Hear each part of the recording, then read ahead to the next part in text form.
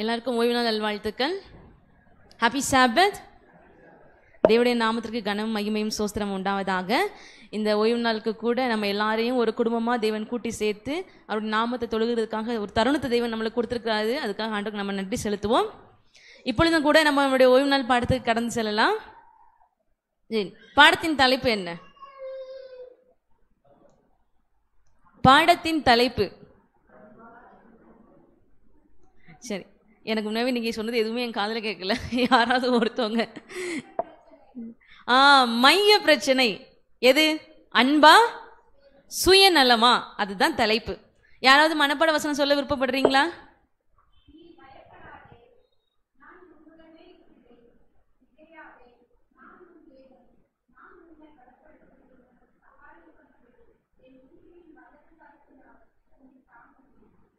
ஆமென். ஏசாயா 41:10 வசனம். சரி, போன வாரம் எதை பற்றி படிச்சீங்க? ஞாபகம் இருக்குதா? என்ன படிச்சீங்க போன வாரம்? அதுலேருந்து என்ன கற்றுக்கிட்டீங்க போன வாரம் பாடத்துலேருந்து?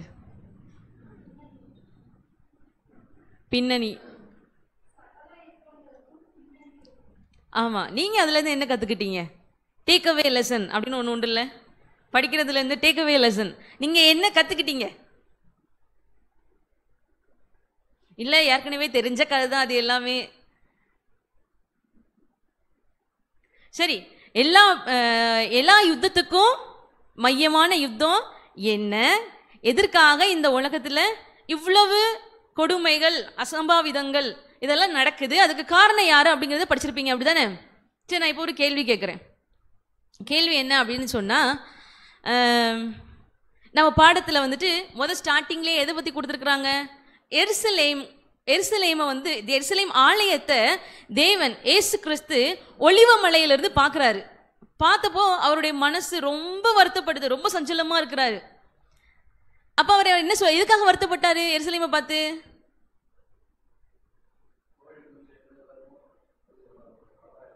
ஆனால் இவங்களும் என்கிட்ட வரமாட்டேங்கிறாங்க அப்படின்னு சொல்லிட்டு வருத்தப்படுறாரு. அப்போ அவர் சொல்றாரு, ஒரு கல்லின் மேல் ஒரு கல் இல்லாதபடிக்கு நான் என்ன செய்வேன்? அதை அழிப்பேன்னு சொன்னார். அழிக்கப்படும் சொன்னார். நடந்துச்சா? அது நடந்துச்சு. ரொம்ப கொடூரமான ஒரு விஷயம். என்ன அப்படின்னு சொன்னா, தேவனால் தேர்ந்தெடுக்கப்பட்ட ஒரு ஜனம் அவங்க, அப்படித்தானே? இந்த பூமியிலேயே ரொம்ப ஆசீர்வாதமான ஒரு ஜனம் யாருன்னா அது இஸ்ரவேல் தான். ஏன்னா பரலோகத்தின் தேவனானவர் தனக்கு சொந்த ஜனமா தேர்ந்தெடுத்தாரு, அப்படித்தானே? தனக்கு சொந்த ஜனமா தேர்ந்தெடுத்தார். அவர் சொல்றாரு பார்வோன் கிட்ட சொல்லும்போது, இஸ்ரவேல் என்னுடைய யாரு? ஏகசுதன் அப்படின்னு சொல்றாரு. அப்படின்னு என்ன அர்த்தம் தெரியுமா? முதற் பேரானவன் அப்படின்னு அர்த்தம். என்னோட ஃபர்ஸ்ட் பார்ன். என்ன சொல்றாரு? என்னுடைய ஃபர்ஸ்ட் பார்ன், என்னோட மூத்த பையன். இஸ்ரவேல் யாரா? என்னுடைய மூத்த பையன் அப்படின்னு சொல்றாரு. என்னுடைய மூத்த குமாரன் அப்படின்னு சொல்லிட்டு சொல்றாரு. அப்படிப்பட்ட அந்த ஜனத்தை ஆண்டவர் என்ன செஞ்சாரு தெரியுமா? கிபி 70 என்ன செஞ்சாரு? மொத்தமா அழிவிற்கு ஒப்பு கொடுத்தாரு. நான் கேட்குறேன், தலைப்பு என்ன? மைய பிரச்சனை அன்பா சுயநலமா? என்னோட கேள்வி என்ன அப்படின்னு சொன்னா, அன்பு அப்படின்னு சொல்லக்கூடிய நம்ம தேவன் எப்படிப்பட்டவர்? அன்பாகவே இருக்கிறார். அன்பே அவரிடத்துல இருந்து தான் வந்துச்சு. அன்பின் உருவமே யார் தான்? நம்ம கடவுள் தான். அன்பின் உருவான நம்முடைய தேவன் அவருடைய ஒரே பேரான குமாரனை, அப்படின்னா தனக்காக தேர்ந்தெடுத்த தன்னுடைய ஜனத்தை, முதற் பேரான அந்த குமாரனை இஸ்ரவேலை எப்படி அவரால் இவ்வளோ பெரிய ஒரு உபத்திரவத்துக்கு ஒப்பு கொடுக்க முடிஞ்சிச்சு? என் கேள்வி புரியுதா?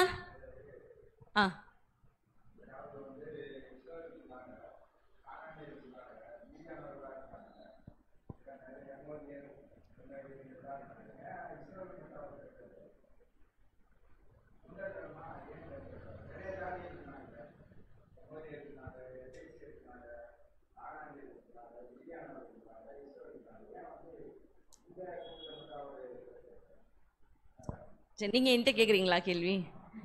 சரி சரி, இங்கேருந்து யாராவது சொல்ல விருப்பப்படுறீங்களா அங்கிளோட பதிலுக்கு? அங்கிளோட கேள்விக்கு ஏன் இஸ்ரவேல தன்னுடைய, ஆமாம், அவர் பாதபட்சம் இல்லாதவர். அங்கிள் கேட்குற கேள்வி ரொம்ப கரெக்டாக தானே? தேவன் பட்சபாதம் உள்ளவர் அல்ல. எந்த விதத்துலையும் அவர் பட்சபாதம் பார்க்கவே மாட்டார். அப்படிங்கிறப்போ ஏன் தன்னோட ஃபேவரட் சன்னா, தன்னோட ஃபர்ஸ்ட் போனா, தனக்கு பிடிச்ச ஒரு ஜனமா ஏன் இஸ்ரவேலை தேர்ந்தெடுத்தாரு? இதுதான் அங்கிளோட கேள்வி. யாராவது பதில் சொல்ல விருப்பப்படுறீங்களா? உங்களோட ஒப்பீனியன். இங்கே எதுவும் சரி தவறுன்னு கிடையாது, நம்ம கற்றுக்கொள்ள வந்திருக்கிறோம், அப்படித்தானே? இதெல்லாம் நம்மளுக்கு எல்லாருக்கும் நிறைய தெரியும். உங்களோட ஒப்பீனியன் சொல்லுங்க.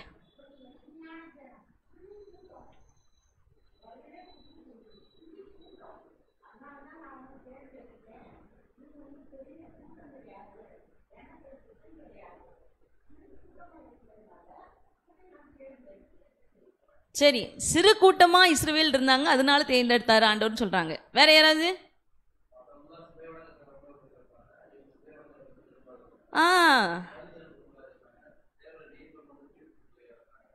ரொம்ப எனக்கு தெரிஞ்ச நான் வந்து அவங்களோட பதிலுக்கு சம்மதிக்கிறேன். என்ன அப்படின்னா என்னோட கருத்தும் அதே தான்.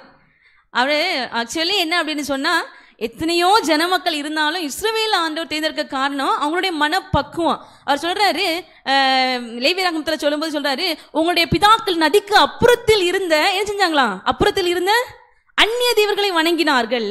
நான் என்ன பண்ணேன்? உங்களை என்ன பண்ணேன் தெரியுமா? இந்த வசனத்தை எடுத்து வாசிங்க. எதுக்காக அப்படின்னு சொல்லிட்டு இந்த வசனத்தை வாசிங்க. லேவியராகமம் 20வது அதிகாரம்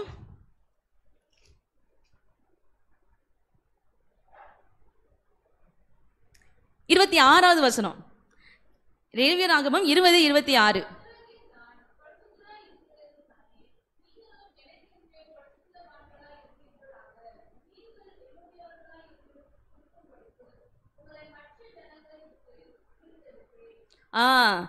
நீங்கள் என்னுடையவர்களா இருக்கும்படிக்கு நான் என்ன செஞ்சேன்? மற்றவர்களிருந்து உங்கள்ட்ட பிடித்தெடுத்தேன். ஏன்? எதுக்காக? யோசுவா பாருங்க, யோசுவா 24வது அதிகாரத்துல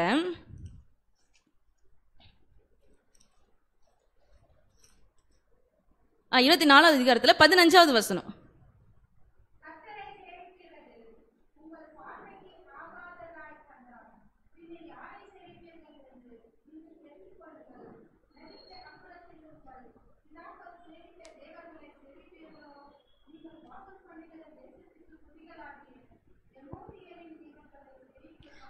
இங்க சொல்றாரு, எல்லா ஜனத்தை மாதிரியும் இஸ்ரவேலும் ஒரு காலத்துல எப்படி இருந்தாங்க?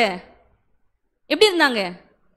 அந்நிய தேவர்களை தான் வணங்குனாங்க, அந்நிய தேவர்களை தான் வணங்குனாங்க. ஆனா அழைப்பு கொடுக்கப்பட்ட போது ஆபிரகாம் ஏற்றுக்கொண்டாரு. என்ன செய்யறாரு? தேவனை நம்பி கண்ணுக்கே ஒரு தெரியாத ஒரு தேசத்துக்கு, தனக்கு தெரியாத ஒரு தேசத்துக்கு என்ன செய்யறாரு? அவரை நம்பி நடந்து வந்து தன்னுடைய குடும்பம் மொத்த ஜனங்களும் அவர் கொடுப்பேன்னு சொன்ன அந்த வாக்குத்தத்தத்தை நம்பி அதை காணாத தேசத்துக்காக என்ன செஞ்சாங்க? அவர் மேல விசுவாசத்தோடு காத்திருந்தாங்க. அதன் நிமித்தமாய், விசுவாசத்தின் நிமித்தமாய் அவர்கள் என்ன செஞ்சாங்க? தேர்ந்தெடுக்கப்பட்டாங்க. இதுல ஏதாவது கருத்து வேறுபாடுகள்? அங்கிள், நீங்க என்ன நினைக்கிறீங்க?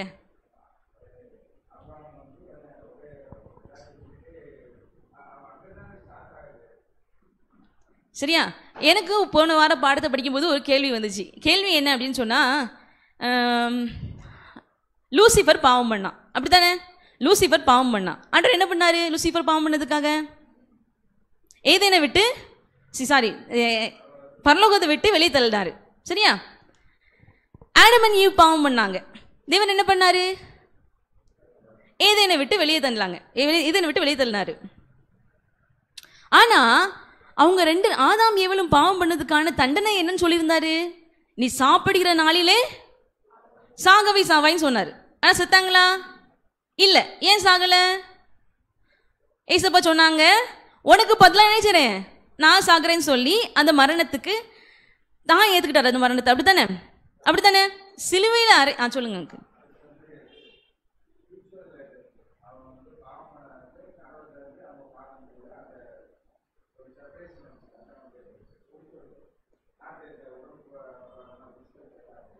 கிடையாது.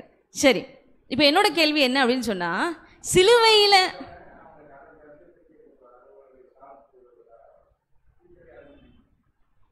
சரி, சிலுவையில் கிறிஸ்து மரித்தது நல்லா புரிஞ்சுக்கோங்க. ரெண்டு கேட்டகரியான இப்போ வந்து ரெண்டு கேட்டகரி இருக்காங்க தப்பு பண்ணவங்க. சரியா? யாரெல்லாம்? லூசிஃபர் பாவம் பண்ணி பரலோகத்தை விட்டு வெளியே வந்திருக்காரு, கரெக்டா? ஆடம் அண்ட் ஈவ் பாவம் பண்ணி இந்த ஏதேன் தோட்டத்தை விட்டு வெளியே வந்திருக்காங்க, அப்படித்தானே? ஓகே. இப்போ கிறிஸ்து பாவத்தின் நிமித்தமாய் சிலுவையில் மரணம் அடைகிறார். அப்படித்தானே? பாவத்தின் நிமித்தமாய் சிலுவையில் மரணம் அடைகிறார். யாரு பாவத்துக்காக? லூசிபர் பாவத்துக்காகவா, என்னுடைய நம்ம மனித குலத்தின் பாவத்துக்காகவா, இல்ல ரெண்டு பேருடைய பாவத்துக்காகவா? லூசிபருடைய பாவத்துக்காக கிடையாது. தேவன் பட்சபாதம் இல்லாதவர் தானே. அப்ப லூசிபர் பாவம் பண்ணதை மன்னிச்சிருக்கணுமா இல்லையா?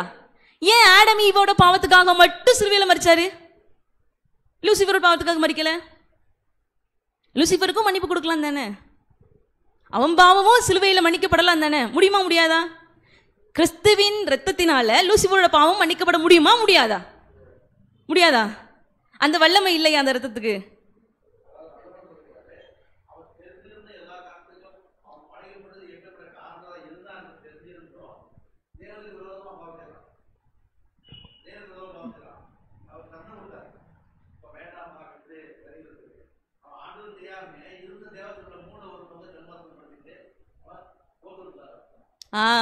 இங்க வித்தியாசம் என்ன அப்படின்னு சொன்னா, சிலுவை மரணம் மனித குலத்திற்கு மட்டும்தான், லூசிபருக்கு இல்ல.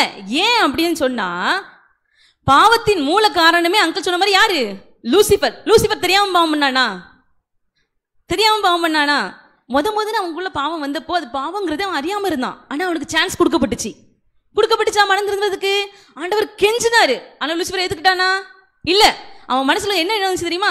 ஒருவேளை எனக்கு கொடுக்கப்பட்ட அந்த பதவி திரும்ப கிடைக்கிறதுக்காக நான் என்ன செய்யறேன், மனம் திரும்புறேன் மனசுல நினைச்சான். அது உண்மையான மனம் திரும்புதலா? இல்ல. அந்த உண்மையான மனம் திரும்புதல் இல்லாததுனாலதான் அவனுக்கு பாவ மன்னிப்பு கிடைக்கல. புரியுதா உங்களுக்கு? ஏன் நம்மளுடைய பாவத்துக்காக கிறிஸ்து மரித்தாரு? நம்மளா பாவம் செய்யல. யார் பாவம் செய்ய வச்சது? லூசிபரின் வஞ்சகத்தினால் நாம் பாவம் செய்ய. அதனால ஆண்டவர் செகண்ட் சான்ஸ் கொடுக்குறாரு. என்னன்னு? என்னையனாலே உங்களுடைய பாவம் ரத்தி கழுவப்படும், திரும்பியும் நீங்க பாவம் செய்யாம இருங்க அப்படின்னு சொல்லி நம்மளுக்கு செகண்ட் சான்ஸ் கொடுக்குறாரு. புரியுதா? சோ நான் இப்ப என்ன சொல்ல வரேன் அப்படின்னு சொன்னா, ஏன் இஸ்ரவேல மற்ற ஜனங்க காட்டிலும் ஆண்டவர் தேர்ந்தெடுத்தாரு ஆசீர்வாதமான ஜனமாக அப்படின்னு சொன்னா, அவங்க எப்படிப்பட்டவங்களா இருந்தாங்க? ஆல்ரெடி தேவனை ஏற்றுக்கொள்ளக்கூடிய மனப்பக்குவம் அவங்க கிட்ட இருந்துச்சு. மற்ற ஜனங்களுக்கு இருந்துச்சா? பார்வோனுக்கு வாய்ப்பு கொடுத்தாரு, மறுநானா? எத்தனை வாய்ப்பு கொடுத்தாரு? 10 நேரம். அப்படித்தானே? மறுநானா? இல்ல. ஆண்டவர் எல்லாருக்கும் தருணம் கொடுப்பாரு. ஆனா ஏற்றுக்கொள்கிறவங்க யாரா அவங்க தேவனுடைய பங்கை தெரிந்து கொள்ளலாம். சரி, இப்போ நம்ம பாடத்துக்கு வரலாம். உள்ளம் உடைந்த இரட்சகர் அப்படி சொல்லி கொடுத்துருக்குறாங்க. அங்க என்ன நடந்துச்சு? எருசலேம்ல என்ன நடந்துச்சு? சரி, எருசலேம் எப்படி அழிக்கப்பட்டது சொல்லுங்க. அப்போ உங்களுடைய கருத்துக்களை சொல்லுங்க, உங்களுக்கு தெரிஞ்சதை சொல்லுங்க. உங்க எல்லாரும் தெரிஞ்சுக்கணும் தானே. எருசலேம் எப்படி அழிக்கப்பட்டுச்சு, எப்போ அழிக்கப்பட்டுச்சு அது சொல்லுங்க அங்கிள். பாபிலோனியர்களால் அழிக்கப்பட்டது. நான் இந்த பாடத்துல சரி, ஃபர்ஸ்ட் பாபிலோனியர்களால் அழிக்கப்பட்டுச்சு. ரெண்டாவது அதுக்கப்புறம் எருசலேம் எத்தனை நேரம் அழிக்கப்பட்டுச்சு தெரியுமா? முதல்ல எத்தனை நேரம் அழிக்கப்பட்டுச்சு தெரியுமா? எத்தனை நேரம் அங்கிள்?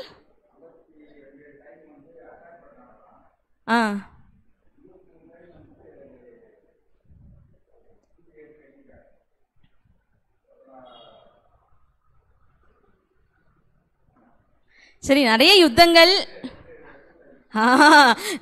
யுத்தங்கள் இஸ்ரவேல் மேல வந்தாலும் எருசலேம் மேல வந்தாலும் மொத்தமா அழிக்கப்பட்டது எத்தனை நேரம் தான்?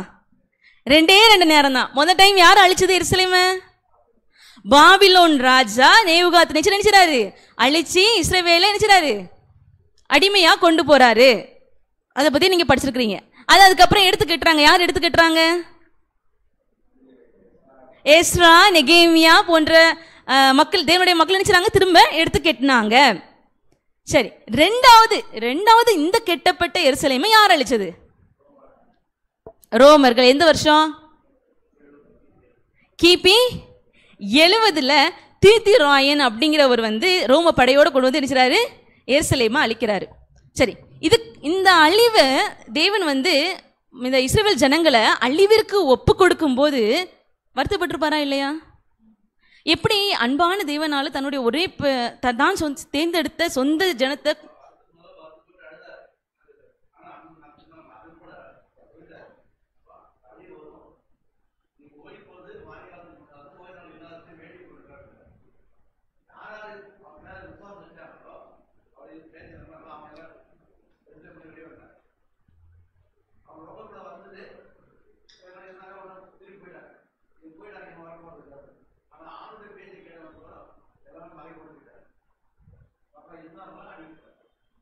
சரி.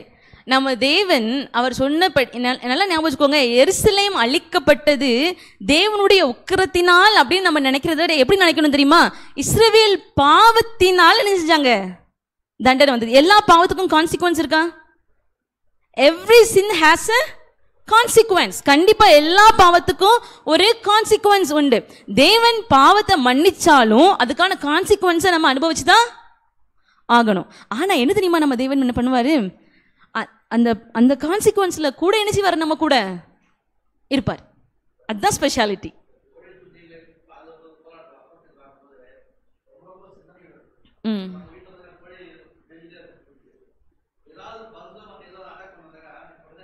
உடனே வந்து ரொம்ப வேகமாக வந்து அது போராடும் சாதாரணமாக.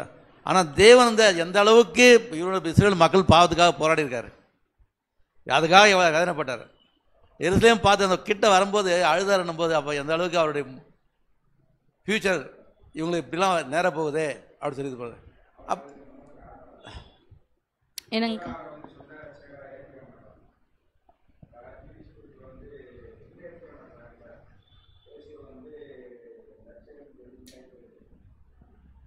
எனக்கு கேட்கல அங்கிள், நீங்க பேச ரட்சகரா ஏத்துக்கல. சரி சரி.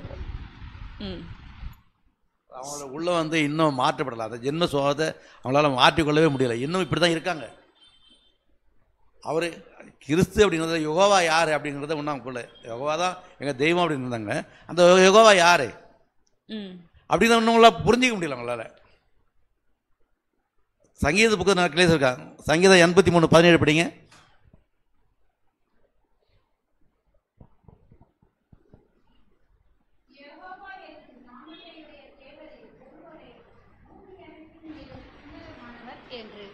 உன்னதமானவர் யாரு அப்படின்றத அவங்களுக்கு புரிஞ்சிக்க முடியல. அவர் யெகோவா தான், அவர் தான் தெய்வம், இவர் வந்து நபி தான், இவர் கடவுள் இல்லை, இவர் மனித பிறவி தான் அப்படி சொல்லி நினைச்சிருக்காங்க. அப்போ இந்த ஒவ்வொரு சங்கீத புத்திர இவரை பற்றி சொல்லப்பட்டதும் பழைய ஏற்பாட்டில் சொல்லப்பட்டதும் அவங்க என்னால் புரிஞ்சிக்க முடியல. ஆனால் வருகையை மட்டும், முதல் வருகையை மட்டும் ஏற்பாத்தாங்க. இப்படி தான் வருவார் அப்படிங்கிறத அவங்கள புரிஞ்சிக்க முடியல, அவங்களால நிலைநிற்க முடியல, நம்பிக்கையும் இல்லாமல் போச்சு. ஓகே, இந்த எருசலேமின் அழிவு ஆண்டவர் பேசும்போது எதையும் கம்பேர் பண்ணி பேசுறாரு அப்படின்னு சொன்னா உலகத்தின் முடிவு கூட கம்பேர் பண்ணி பேசுறாரு. அப்படித்தானே? உலகம் முடியும் போது என்ன நடக்கும் அப்படின்னு சொல்லிட்டு அந்த சிஷ்யர்கள் கேட்கும் போது தான் ஆண்டவர் நினைச்சாரு இந்த காரியங்களை எல்லாத்தையும் அவர் சொல்லி கொடுக்குறாரு. என்ன நடக்கும் அப்போ அப்படிங்கிறத சொல்லி கொடுக்குறாரு. சரி, எருசலேம் அழிவினப்போ என்ன நடந்தது? நீங்க சொன்ன மாதிரி கிபி 70 வந்துட்டு தீத்துராயன் வந்து எருசலேமை அழிக்கிறாரு. அப்படித்தானே? ஆனா அங்கிள் சொன்னாங்க ஆண்டவர் அதுக்கு முன்னாடியே எச்சரிப்பு போட்டு சொல்லியிருந்தாரு. என்னன்னு? படை சூழ்ந்து இருக்கும் போது, எப்போ நீங்க எருசலேமை படை சூழ்ந்திருக்கிறத பாக்குறீங்களோ அப்ப என்ன செய்யுங்க? ஓடி போங்க. மலைகளுக்கும் குன்றுகளுக்கும் என்ன செய்யுங்க? ஓடி போங்க. ஆனா நீங்க அதற்காக ஜெபம் பண்ணுங்க. அது ஓய்வு நாளிலோ மாறி நாளிலோ அப்படின்னா மழை பெய்யுற காலத்திலயோ நடக்காதபடி ஜெபம் பண்ணிக்கோங்க அப்படின்னு சொன்னாங்க. அப்படித்தானே எச்சரிப்பு கொடுத்தாங்க. இந்த ஜனங்கள் பண்ணாங்களா? அத தேவனுக்கு உண்மையா இருந்த ஜனங்கள் பண்ணாங்களாம். அதை சொல்லும்போது சொல்றாங்க, இஸ்ரவேல் அந்த எருசலேமை முற்றுகை போடுறதுக்கு கிபி 66லயே செஸ்டியஸ் அப்படிங்கிற ஒருத்தர் வந்து வராரு.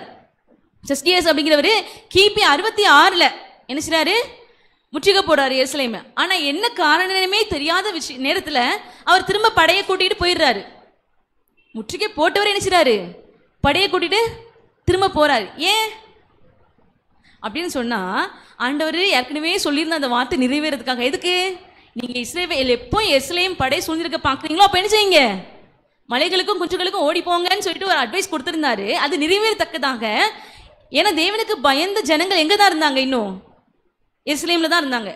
புரியுதா உங்களுக்கு? தேவ திருச்சபையினர் எருசலேமுக்குள்ள தான் இருந்தாங்க. எப்போ? கிபி 66ல். அவங்களுக்கு என்ன நடந்ததுன்னு தெரியாது.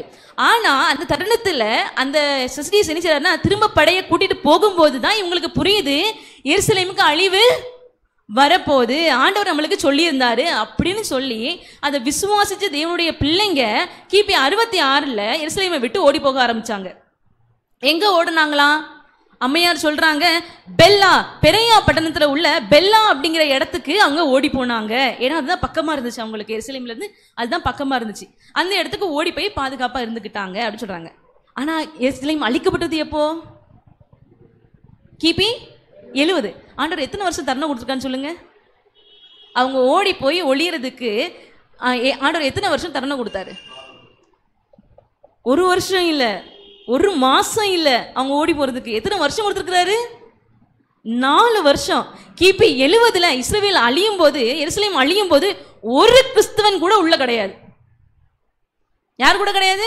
ஒரு கிறிஸ்தவன் கூட உள்ள கிடையாது. அந்த 4 வருஷத்தையும் இஸ்ரவேல் பயன்படுத்திக்கிட்டாங்க, தேவனுடைய பிள்ளைகள் பயன்படுத்திக்கிட்டாங்க. இந்த 4 வருஷம் தேவனுடைய பிள்ளைகளுக்காக மட்டும் நினைக்கிறீங்களா? தேவனை நம்பின விசுவாசிச்ச பிள்ளைங்களுக்கு இது அடையாளம்னு தெரியும், உடனே ஓடி போயிருவாங்க. அப்படித்தானே? உடனே ஓடி போயிருப்பாங்க. ஏன் 4 வருஷத்துக்கு கொடுத்தாரு ஆண்டவர்? யாருக்காக நீட்டி கொடுத்துருப்பாருன்னு நினைக்கிறீங்க இவ்வளவு வருஷத்தை?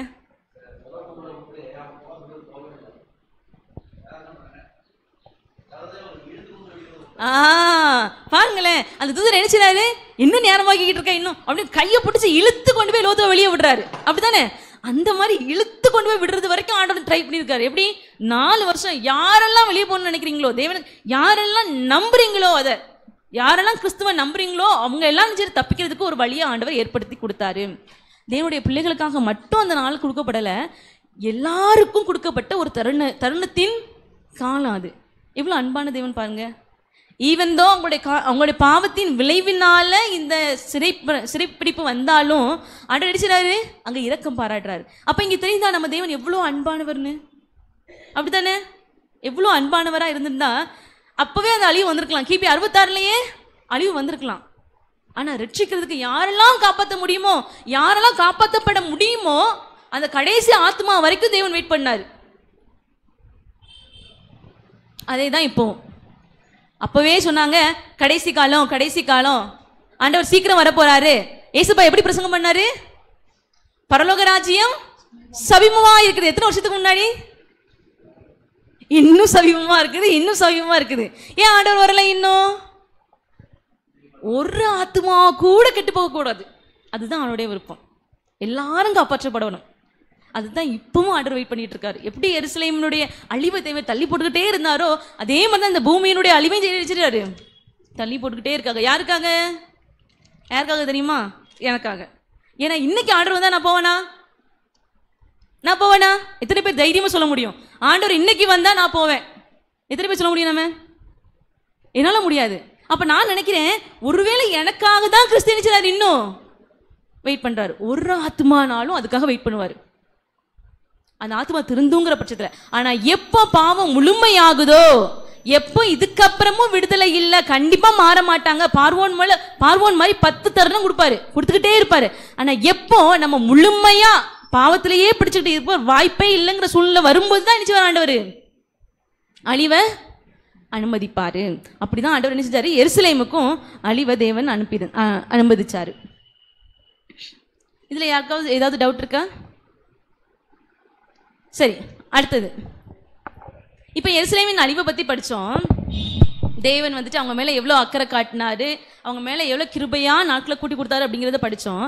இப்போ புதன்கிழமை பாடத்துல என்ன கொடுத்துருக்காங்கன்னா, சமுதாயத்தின் செவ்வாய்க்கிழமை பாடம் உபத்திரவத்தின் மத்தியில் உண்மை அப்படிங்கிற பாடத்துல ஆதி அப்போஸ்தலர் திருச்சபையை பத்தி பேசியிருக்கிறாங்க. சரியா? ஆதி அப்போஸ்தலர் திருச்சபை முதல்ல திருச்சபை எங்க அமைக்கப்பட்டுச்சு? முதல்ல கிறிஸ்தவர்கள் அப்படின்னு அழைக்கப்பட்டவங்க யாரு? யாரோ சொன்னீங்க, தைரியமா கத்தி சொல்லுங்க. யார் சொன்னீங்க பிரதர்? Very good. அந்தியோகியா பட்டணத்துல உள்ள கிறிஸ்தவர்கள் சீஷர்கள் எப்படி அழைக்கப்பட்டாங்க? கிறிஸ்தவர்கள் அப்படின்னு அழைக்கப்பட்டாங்க. ஏன் தெரியுமா அவங்களுக்கு கிறிஸ்தவர்கள் அழைக்கப்பட்டாங்க? இந்த பாடத்துல புதன்கிழமை பாடத்துல முதல் லைன் வாசிக்கிறேன் பாருங்களேன்.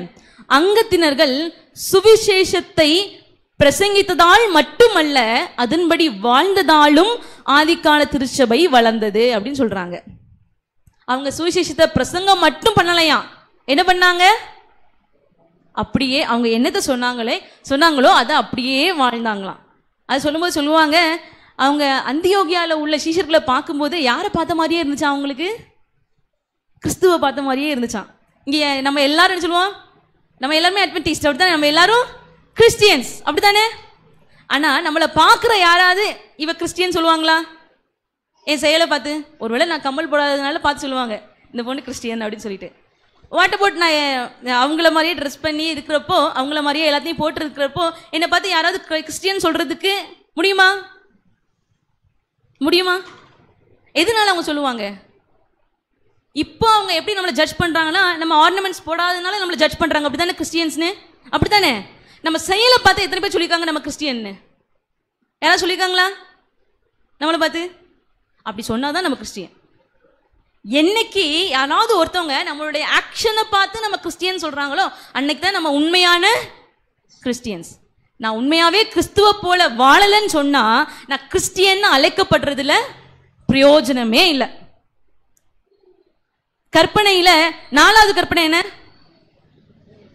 ஓய்வு நாளை பரிசுத்தமாய் ஆசரிப்பாயாக. அதுதான் அந்த ஒன்றில் தான் நம்ம ரொம்ப கரெக்டாக இருப்போம்.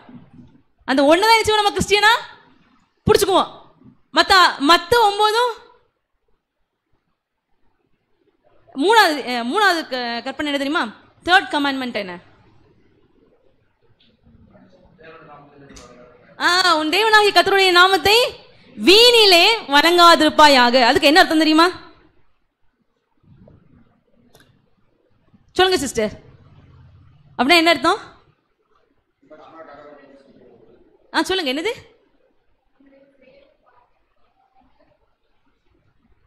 ஓகே,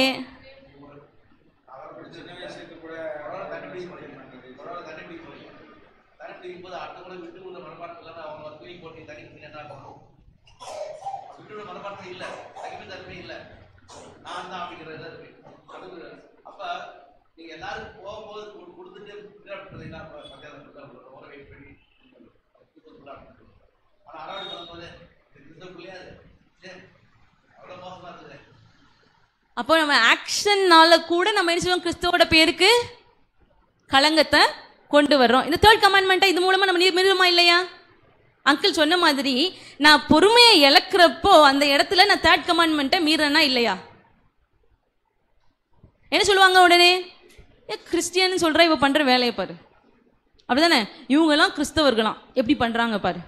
பெருமை காட்டிலும் பொறுமை மேலானது. ஸோ நம்மளுடைய ஆக்ஷன்ஸ் இந்த சின்ன விஷயங்கள்ல நம்ம கவனமா இருக்கிறோமா? ஆனா உடனே ஒன்றை மட்டும் ரொம்ப கவனமா பார்ப்போம். Sabbath Sabbath Sabbath. What about others? Other கமாண்ட்மெண்ட்ல நம்ம எப்படி பண்றோம்?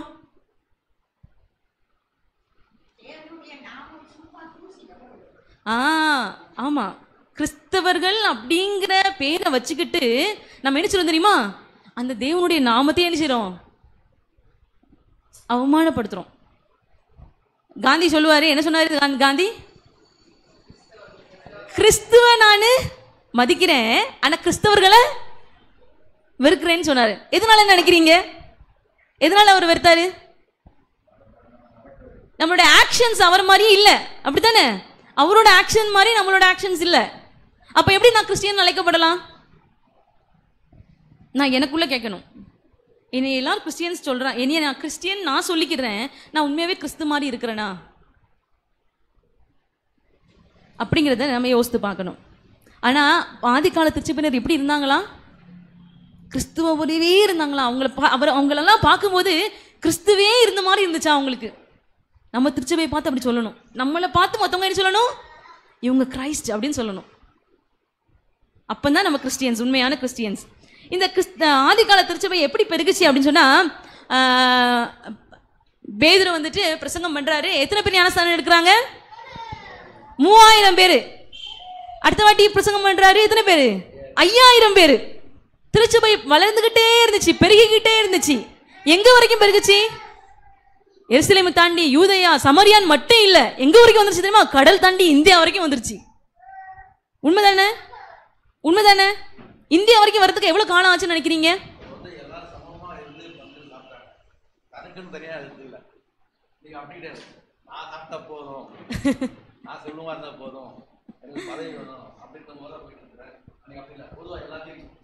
பொதுவாக வைத்திருந்தாங்க. சரி, இந்தியாவுக்கு சத்தியம் வர்றதுக்கு எவ்வளோ வருஷம் எடுத்துச்சுன்னு நினைக்கிறீங்க? கிரைஸ்ட் மரிக்கிறாரு, அதுக்கப்புறம் தான் ஊழியம் ஸ்டார்ட் ஆகுது, அப்படிதானே? அதுக்கப்புறம் தான் இந்த கிரேட் கமிஷன் அப்படின்னு சொல்லுவாங்க. எது தெரியுமா? The great commission to the church. யார் சொல்றீங்களோ உங்களுக்கு நான் கிஃப்ட் தரேன்.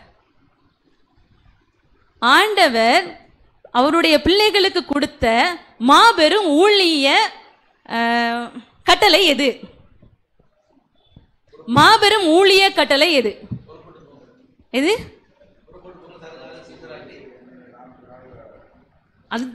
அந்த இதுதான், அந்த கான்செப்ட் தான். பட் எது நம்ம கிரேட் கமிஷன் சொல்லுவாங்க?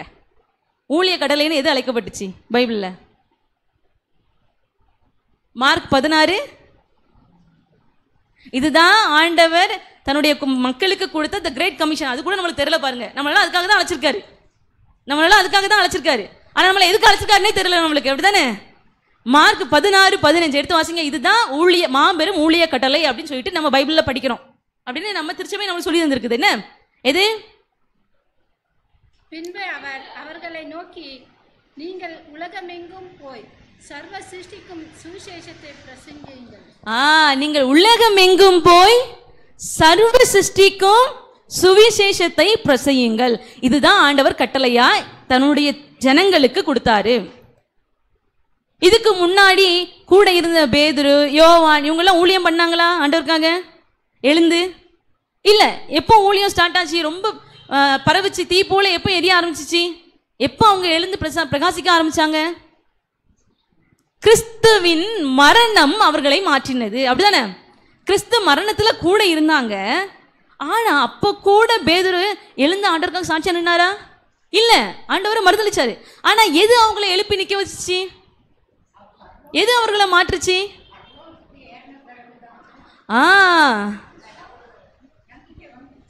அதுக்கு எப்போ உயிர்த்தெழுந்த கிறிஸ்துவ பார்த்தாங்களோ அப்பதான் அவங்களுக்கு விசுவாசம் என்ன செய்யுது? பெருக ஆரம்பிக்குது. வசனத்தை அப்பதான் இன்னும் அதிகமா படிக்க ஆரம்பிக்கிறாங்க. மேசையா அவர் தாங்கிறத அப்பதான் அவங்க உண்மையா நம்புறாங்க. அப்பதான் அவங்களால ஏற்றுக்கொள்ள முடிஞ்சிச்சு. ஆமா, அவர் மேசையா, நம்மளுடைய பாவத்துக்காக வந்தாரு, உண்மையான தாற்பயத்தை அவங்க அப்பதான் புரிஞ்சுக்கிட்டாங்க. அதுக்கப்புறம் தான் திருச்சபை வளர ஆரம்பிக்குது. எப்படி? அப்போஸ்தலர் 1ஆம் அதிகாரத்தில் சொல்லிக்கிறது போல முதல் திருச்சபை எடுத்த ஸ்டெப் என்ன? கிறிஸ்து மரிச்சு உயிர்த்தெழுந்து பரலோகம் போறாரு.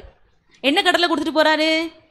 நீங்கள் புறப்பட்டு போய் சகல ஜாதிகளையும் சீசராக்கி பிதா குமாரன் பரிசுத்தாவியின் நாமத்தினால் அவர்களுக்கு ஞானஸ்தானம் கொடுங்க அப்படின்னு ஒரு வேலையை கொடுத்துக்கிட்டு திருச்சபைகிட்ட கொடுத்துட்டு போறாரு. எப்போ திருச்சபை இந்த வேலையை ஆரம்பிச்சது? ஸ்டார்டிங் பாயிண்ட் என்ன பண்ணாங்க? ஃபர்ஸ்ட் திருச்சபையினர் எல்லாரும் தேவன் சொன்ன மாதிரி எருசலேம்ல கூடுனாங்க முதல்ல, அப்படிதானே? எருசலேம்ல எல்லாரும் ஒன்னா கூடுறாங்க மேல் வீட்டுல. ஆண்டவர் சொன்னது மாதிரி நீங்க பரிசுத்த ஆவிக்காக காத்திருங்கன்னு சொன்னாரு. அதே மாதிரி அவங்க என்ன செஞ்சாங்க? அங்க காத்திருக்கிறாங்க. முதல் விஷயம் ஆதி திருச்சபை செய்த முதல் வேலை என்ன அப்படின்னு சொன்னா ஒரு மனப்பாடு, ஒன்றுபட்டார்கள். அந்த ஒரு மனப்பாடு நம்ம கிட்ட இருக்குதா? ஆதி திருச்சபை மாதிரி எழுந்து நான் ஊழியம் பண்ணணும் அப்படின்னு சொன்னா, நம்ம திருச்சபையும் அதே மாதிரி எழுந்து ஊழியம் பண்ணணும் அப்படின்னு சொன்னா முதல் விஷயம் நம்ம என்ன பண்ணணும்? ஒரு மனப்பட்டு இருக்கணும். அந்த ஒரு மனப்பாடு நம்மளுக்குள்ள இருக்குதா? நம்ம திருச்சபையில் இப்போ என்ன தெரியுமா நடக்குது? நான் சொல்றேன் பாருங்களேன். என்ன தெரியுமா நடக்குது? நம்ம திருச்சபை ஆணுடைய வார்த்தையை கேட்டு அதிகமாக ஊழியம் செய்றாங்க. எங்க தெரியுமா? வெளியே. எங்க? வெளியே நல்லா ஊழியம் செய்றாங்க, பிறருக்கு ஹெல்ப் பண்றாங்க. சரியா? நம்ம ஆன்டி இல்லைங்கிறாங்க, எனக்கு தெரியல. பட் நான் பார்த்துருக்கேன் திருச்சபையினர். எங்க திருச்சபை சொல்றேன், என்னோட திருச்சபைனா லௌரி திருச்சபை இல்லை, என்னுடைய தாய் திருச்சபை. அங்க ஊர்ல ஒரு சின்ன திருச்சபை, ரொம்ப பயங்கரமா எழுந்து ஊழிச்சுவாங்க. அப்படின்னா மத்தியானத்துக்கு மேல வீட்டில் இருக்க மாட்டாங்க, எழுந்துச்சு பக்கத்து ஊருக்குலாம் போயிடுவாங்க. எங்களை சுற்றி இருக்கிற ஊர் எல்லாமே நல்ல என்ன விக்கிரக ஆராதனை உள்ள ஊர். சரியா? அங்கெல்லாம் போயிட்டு ஒவ்வொரு வீட்டுக்குள்ளேயும் போயிடுவாங்க. அவங்க பாட்டுக்கு மா எப்படி இருக்கிறீங்கம்மா அப்படின்னு சிரிச்சுக்கிட்டே அவங்க பாட்டுக்கு உள்ளே போயிடுவாங்க. நான் சின்ன பிள்ளையா போகும்போது பார்ப்பேன், எப்படி யாருனே தெரியாதவங்க வீட்டுக்குள்ளலாம் போயிடுறாங்களே அப்படின்னு சொல்லிட்டு அப்படி அவங்க பாட்டுக்கு போயிடுவாங்க, நல்லா ஊழியம் பண்ணுவாங்க. ஆனால் திருச்சபைக்குள்ள எப்படி இருக்கும் தெரியுமா? ஒருத்தவங்க பார்த்துக்க மாட்டாங்க, ஒருத்தவங்க பார்த்துக்க மாட்டாங்க.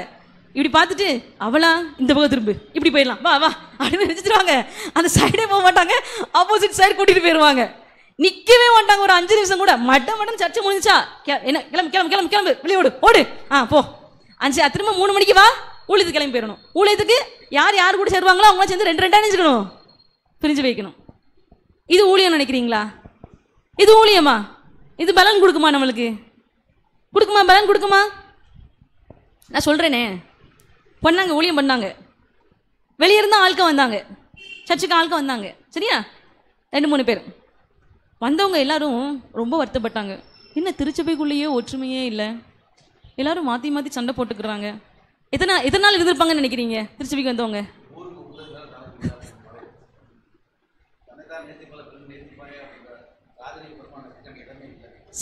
அவங்க பிறரை நேசிப்பாயாங்கிறது, பிறரை நேசிக்கணும் நம்மள மாதிரி அப்படிங்கிறத செய்யறாங்க.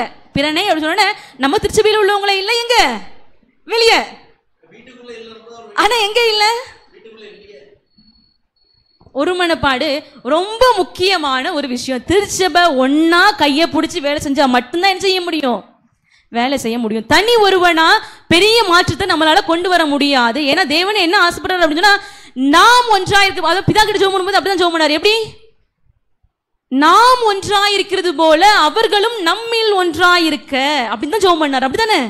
எப்படி பிதா நம்மளாம் எப்படி ஒன்னா இருக்கிறோமோ அவங்க எல்லாரும் நம்மளுக்குள்ள ஒன்னா மாறணும்.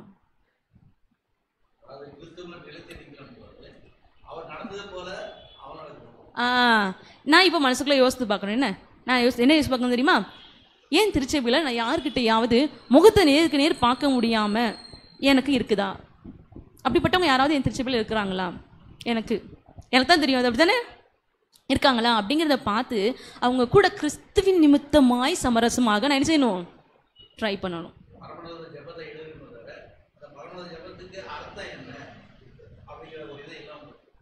சரியா?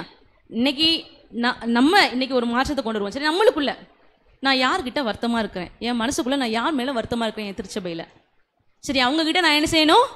ஒப்புரம் ஆகணும். அப்படிங்கிறத நம்ம இன்னைக்கு ஒரு முடிவா நம்ம எடுத்துக்கலாம். சரிங்களா? வேற ஆதி திருச்சபைக்குள்ள என்னெல்லாம் இருந்துச்சு? வேற என்ன பண்ணாங்க? பரிசுத்த ஆவிக்காக காத்திருந்தாங்க, ஒரு மனமா இருந்தாங்க. வேற அவங்க என்ன பண்ணாங்களா தெரியுமா? அங்கிள் சொன்ன மாதிரி எல்லாவற்றையும் பொதுவாக வைத்திருந்தாங்க, பொதுவாக அனுபவித்தார்கள் அப்படின்னு வசனம் சொல்லுது. எப்படி பண்ணாங்களா? எல்லாத்தையும் பொதுவாக அனுபவிச்சாங்கன்னா என்ன தெரியுமா? சாப்பாடை மட்டும் ஒன்னா வச்சு சாப்பிடல. என்ன பண்ணல? சாப்பாடை வீட்டில இருந்து கொண்டு வந்து எல்லாரும் ஒன்னா வச்சு மட்டும் சாப்பிடல. அவங்க அப்படிதான் பண்ணாங்க. அதாமே சொல்றாங்க, வசனம் சொல்லுது, அவங்க நினைச்சாங்க ஆலயத்துல கூடி இருந்து ஒன்றா என்ன செய்வாங்களாம்? சாப்பிடுவாங்களாம். அது எதை குறிக்குது? ஒரு மனப்பாட்டை குறிக்குது. அப்படித்தானே? ஒரு மனப்பாட்டை குறிக்குது. அது மட்டும் அவங்க ஒன்னா வச்சு சாப்பிடல. சொல்லுங்க. தங்களுடைய சொத்தை பொதுவா வச்சாங்களாம். என்ன பண்ணாங்களாம்? தான் சொத்தை, தனக்கு வீடு இருந்தா அதை வித்து அந்த பணத்தை சர்ச்சுக்கு வச்சிருவாங்க. எல்லாருக்கும் இப்ப எப்படி டிஸ்ட்ரிபியூட் பண்ணுவாங்க? ஈக்குவலா டிஸ்ட்ரிபியூட் பண்ணுவாங்க. சரி, வாட் அபவுட் மீ? என்ன கேட்கிறேன்னு, நான் ஒருவேளை ஆதிகால திருச்சபையில இருந்திருந்தா, இப்போ நம்ம திருச்சபை ஆதிகால திருச்சபையா இருந்துச்சு அப்படின்னு சொன்னா, எத்தனை பேர் தான் வீட்டை வித்து பொதுவா சர்ச்சுக்கு கொண்டு வந்து வச்சிருவீங்க பணத்தை? இல்ல ஆகான மாதிரி ஒரு பங்கை எடுத்து நம்மளுக்குன்னு வச்சுட்டு கொண்டு வந்து சர்ச்சுக்குள்ள வைப்போமா? என்ன பண்ணுவோம்? இப்போ நான் என்ன பண்றேன்? இப்போ அது அந்த காலத்துல ஆதிகால திருச்சபை பண்ணாங்க. இப்போ நான் ஊழியத்துக்கு என்ன பண்றேன்? இதனுடைய இப்படி மொத்தத்தையும் ஒன்னா வைக்கணும் அப்படிங்கிற அர்த்தம் என்ன? அதனோட அர்த்தம் என்னன்னு சொல்லுங்களேன் சிஸ்டர், நீங்க சொல்லுங்க. எல்லாத்தையும் வித்து சர்ச்சுக்கு கொண்டு வந்து மொத்தமா வைக்கிறாங்க, எல்லாரும் அதை ஈக்குவலா யூஸ் பண்ணிக்கிறாங்க. சரியா? இதுதான் அவங்க பண்ணாங்க. இதை நம்ம சர்ச்சில் எப்படி பண்ண முடியும்? இப்போ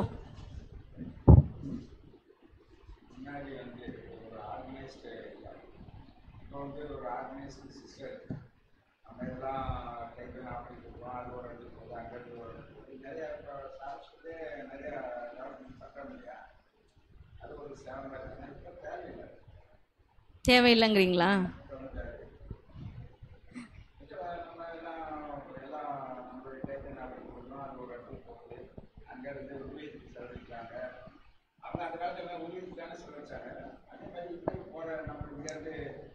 ஏன் அங்க கொடுக்கணும்? டைரக்டா நம்ம இங்க வச்சு நம்ம ஊழியத்துக்காக பயங்கித்துக்கலாம் அப்படின்னு சொல்றீங்களா?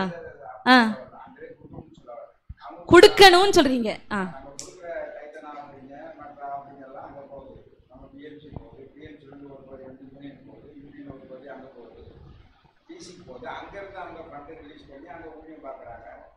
நிறைய சபையில் கட்டுறாங்க, முடியாதவங்களுக்கு ஹெல்ப் பண்றாங்க. எல்லாம் நம்ம முயற்சி நம்ம அங்கிருந்து நிறைய வேலை செய்யறாங்க. அதனால வந்து இப்போ வந்து இங்க லோக்கல் சர்ச் வச்சு வந்து நம்ம ஊழியம் செய்யற அவசியம் இல்லை. நம்மளும் அதை விட்டு செய்யறோம்.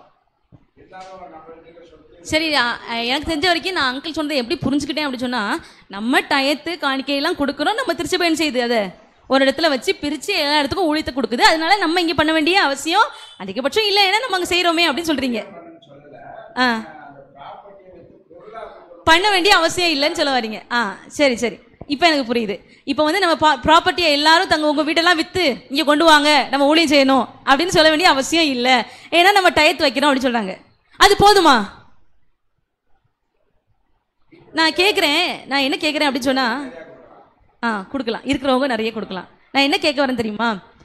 அப்போஸ்தலர் காலத்தில் இயேசுப்பா சீக்கிரம் வர போகிறாங்க அப்படின்னு நம்பினாங்க, அப்படி தானே?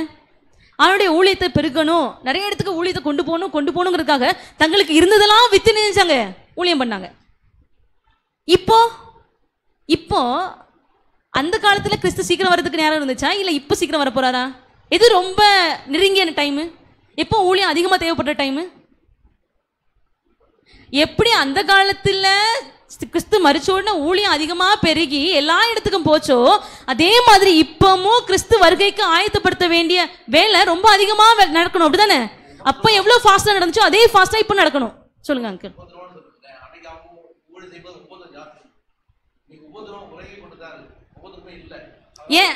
ஏன் உபத்திரவம் இல்லைன்னு நினைக்கிறீங்க? ஊழியம் இல்லை, உபத்திரவம் இல்லை, அதுதான் உண்மை. ஊழியம் இருந்தால் கண்டிப்பாக உபத்திரவம் இருக்கும், அதானே? ஊழியம் இருந்தா கண்டிப்பா உபத்திரவம் இருக்கு. என் சர்ச்சுக்கோ எனக்கோ உபத்திரவம் இல்லைன்னா காரணம் என்ன? நான் ஊழியம் பண்ணல, என் ஆவிக்குரிய வாழ்க்கையில நான் கம்ஃபர்டபுள் பிளேஸ்ல இருக்கிறேன், அப்படித்தானே? என் கம்ஃபர்டபுள் ஜோனை விட்டு நான் வெளியே வரல. அப்படி நான் வெளியே வந்தா கண்டிப்பா எனக்கு என்ன வரும்? பிரச்சனை வரும். நினைச்சிருந்தேமா என் கம்ஃபர்ட் ஜோனுக்குள்ளேயே ஊழியம் பண்ணிக்கிறேன். எங்க பண்ணிக்கிறேன்? என் கம்ஃபர்ட் ஜோனுக்குள்ளேயே ஊழியம் பண்ணிக்கிறேன். அதை தாண்டி நான் ஊழியத்தை கொண்டு போகல. அப்படிங்கிற பட்சத்தில் எனக்கு உபத்திரவம் வராது. சரி, நம்ம பேசிட்டு இருந்துக்கிறோமே, இப்போ அவனுடைய வருகை சீக்கிரம் சமீபமாக இருக்குது, அப்படித்தானே? எல்லா இடத்துக்கும் இன்னும் சத்தியம் போக வேண்டிய வேலை இருக்குது, இன்னும் அதிகமாக சத்தியம் போக வேண்டிய வேலை இருக்குது.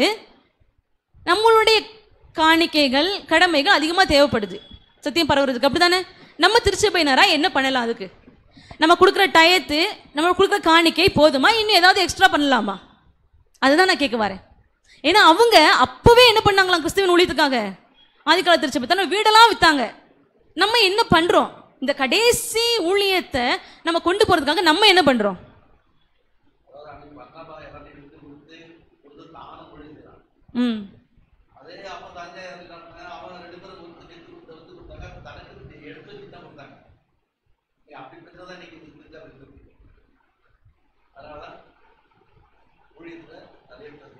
சரி, என்ன பண்ணலாங்கிறத சொல்லுங்களேன். இந்த சூழ்நிலையை மாற்றுறதுக்கு நம்ம என்ன பண்ணலாம்?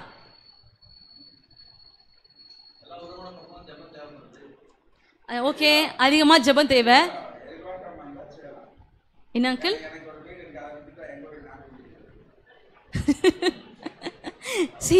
நீங்க எதை மட்டும் யோசிக்கிறீங்க தெரியுமா? வீடை விற்கிறது மட்டும் யோசிக்கிறீங்க. அது மட்டும் விஷயம் கிடையாது. இல்ல, அதுக்கப்புறம் என்ன பண்ணலாம்?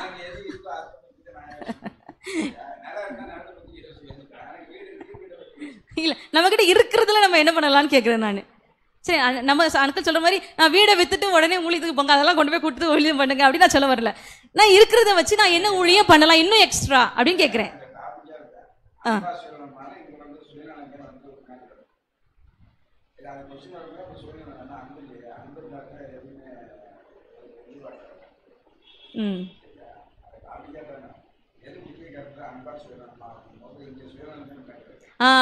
நம்ம எல்லாருக்கும் இதுதான் வருது முன்னாடி, சுயநலம் தான் முன்னாடி வருது.